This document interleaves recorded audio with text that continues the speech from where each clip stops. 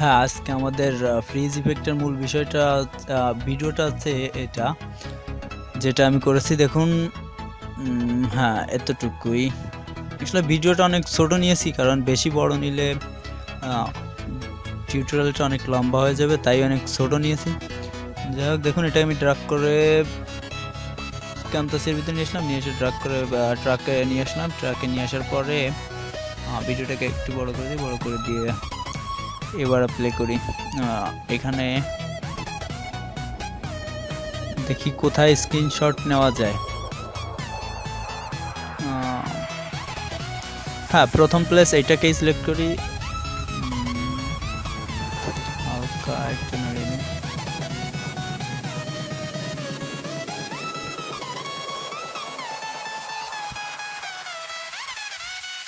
হ্যাঁ, প্রথম স্ক্রিনশটটা এখানেই নেই। দেখেন, স্ক্রিনশট নেওয়ার জন্য এটাকে ফুল স্ক্রিন করে দেব। ফুল স্ক্রিন করে দেওয়ার পরে স্ক্রিনশট দিব। স্ক্রিনশট দেওয়া আমি ডিসক্রিপশনে দিয়ে দেবো কিভাবে আপনারা স্ক্রিনশট দিবেন। এভাবে আমাদের যেটা করতে হবে সেটা হচ্ছে আমাদের ভিডিওতে যে পিকচারটা সেভ করে এসে গিয়ে পেইন্টে যাব। পেইন্টে যাওয়ার পরে কন্ট্রোল ভি প্রেস করব। কন্ট্রোল ভি প্রেস করার পরে পিকচারটা চলে আসবে। পিকচারটা চলে আসার পরে আমরা যেটা করব সেটা হচ্ছে এখান থেকে পিকচারটা দেখুন এই যে এরকম আছে, পিকচারটা সেভ করব। সেভ অ্যাজে যাব। সেভ অ্যাজে যাওয়ার পরে আমরা এটাকে জেপিজি ফরম্যাটে সেভ করি। নাম দি 1 দিয়ে সেভ করে দেই। এটা সেভ হয়ে গেছে। এরপরে আমরা দেখা যাক দ্বিতীয় স্ক্রিনশটটা কোথায় নেওয়া যায়। দ্বিতীয় স্ক্রিনশটটা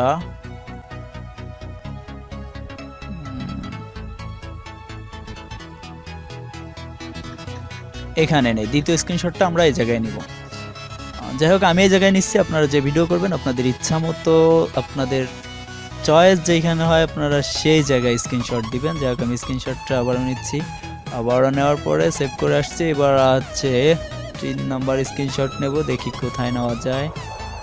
এখানে। যাই হোক, এখানেই তৃতীয় স্ক্রিনশটটা নেই, নিয়ে সেভ করলাম। Same process. আসলে শুধুমাত্র আমাদের স্ক্রিনশটগুলো কোথায় নিতে হবে সেটা আমাদের চয়েস করতে হবে। সেভ করে দেই। সেভ করে দেওয়া শেষ। এবার আরেকটা স্ক্রিনশট নেই, যেহেতু আমাদের আরও জায়গা আছে আরেকটা স্ক্রিনশট নেওয়া যাবে, তো এইখানেই নেই। আসলে অনেকটা ঘন হয়ে গেছে স্ক্রিনশট নেওয়া, এত নেওয়া উচিত না, কারণ ছোট্ট ভিডিও অতিরিক্ত স্ক্রিনশট হলে দেখতে খারাপ দেখা যাবে।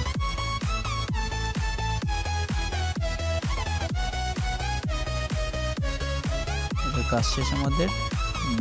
পিকচারগুলো দেখি কোথায় আছে।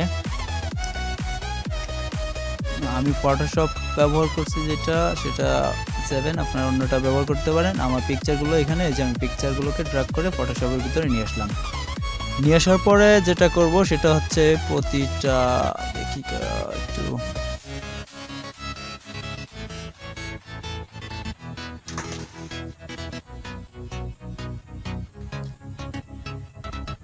আমাদেরকে এটাকে ব্যাকগ্রাউন্ড ইরেজ করে দিতে হবে।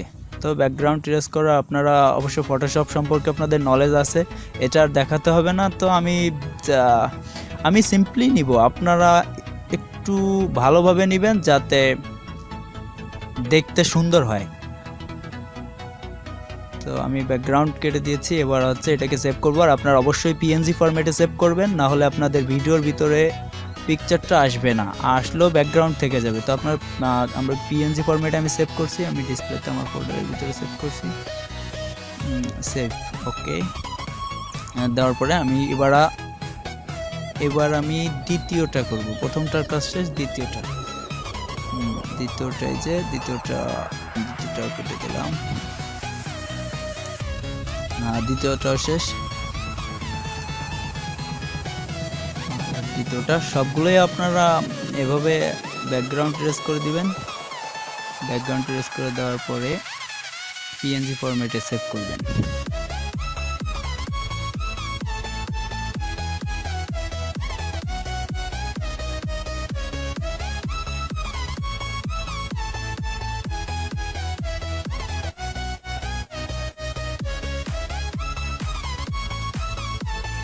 আমার ফটো কাজ শেষ। এবার দেখুন আমার ফোল্ডারের ভিতরে যে 4টা ভিডিও আছে, 4টা পিকচার আমি সেভ করছি, এই 4টা প্রথমে আনতে হবে।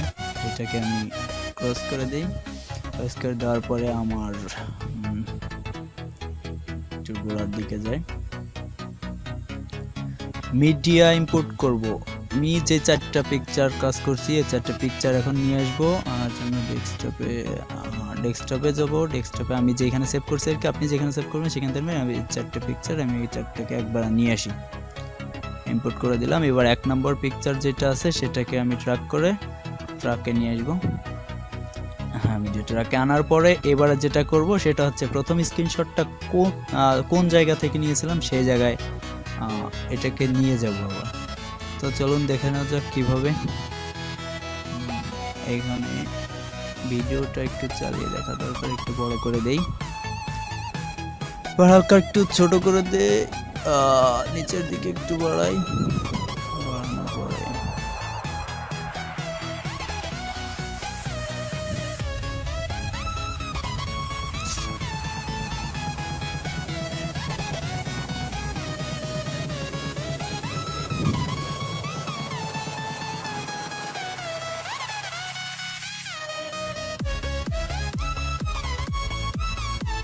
দেখুন এটা কিন্তু ম্যাচ করছে।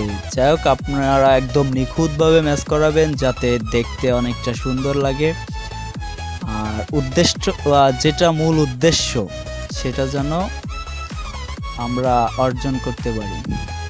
তো আমি এটা এখানে রাখবো, রাখার পরে এটাকে কি করব, স্প্লিট করে দিব। স্প্লিট করার জন্য যে এখানে ক্লিক করবেন, ক্লিক করার পরে বাকি অংশটা ডিলিট করে দিব। ডিলিট করে দেওয়ার পরে এবার আমরা আমাদের মিডিয়া ট্র্যাক থেকে দ্বিতীয় যেটা আছে পিকচারটা, দ্বিতীয় পিকচারটা আনলাম। আনার পরে এটা দেখা যাক আমরা কোথায় স্ক্রিনশট নিয়েছিলাম। এখানে, হ্যাঁ এখানে আমি দ্বিতীয় স্ক্রিনশটটা নিয়েছিলাম। এটাকে ম্যাচ করিয়ে দেব, একটু বড় করবেন, ছোট করবেন, আসলে যেভাবে করলে ম্যাচ করবে ছবিটা পিকচারটা আর কি ভিডিওটার সাথে, ঠিক সেখানেই আপনারা নিয়ে বড় ছোট করে মিশিয়ে দেবেন। তো আমার এটা শেষ হলে আমি এটাকে স্প্লিট করব। স্প্লিট করার পরে বাকি অংশটা ডিলিট করে দেব। আর একটা বিষয় খেয়াল রাখতে হবে যে প্রতিটা পিকচার কিন্তু আমি মিডিয়া ট্র্যাকের একদম স্টার্টিং পয়েন্ট থেকে নিয়েছি। দেখুন একদম স্টার্টিং পয়েন্টে নিয়ে তারপরে আমি এই স্ক্রিনশটটা সম্ভবত এই জায়গা থেকে নিয়েছি, একবারেই পেয়ে গেছি। একটু বড় করে দেই,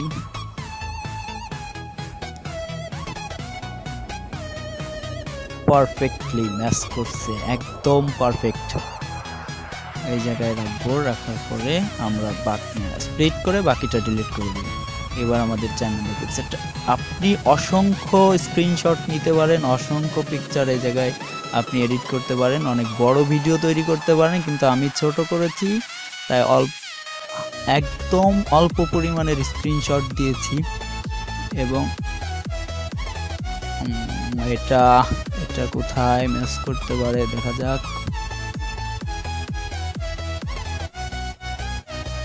হ্যাঁ এখানেই, সম্ভবত এখানেই হবে। হ্যাঁ এইখানেই ম্যাচ করবে।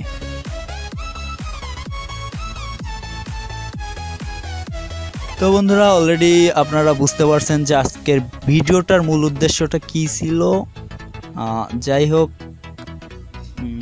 এটা ভালো ম্যাচ করলো না। হ্যাঁ এটা এখানেই হবে, তারপরও একটু দেখে নেই।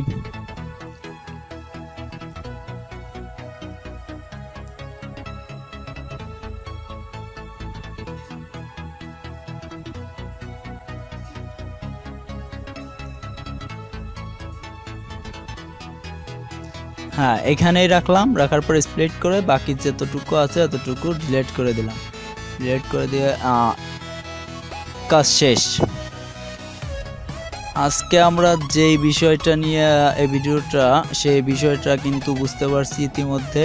এখন চলুন ভিডিওটা দেখুন, অনেক সুন্দর লাগতেছে। তো আমি আমার কম্পিউটার ছিল তাই এইভাবে দেখালাম।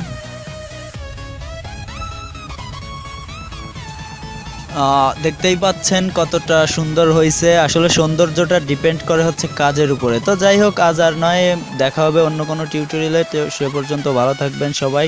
আর আমাদের ভিডিওটা যদি ভালো লাগে অবশ্যই আমাদের চ্যানেল সাবস্ক্রাইব করবেন, ভিডিওতে একটা লাইক আর একটা কমেন্ট দিতে ভুলবেন না, আর আপনার বন্ধুদের সাথে শেয়ার করুন।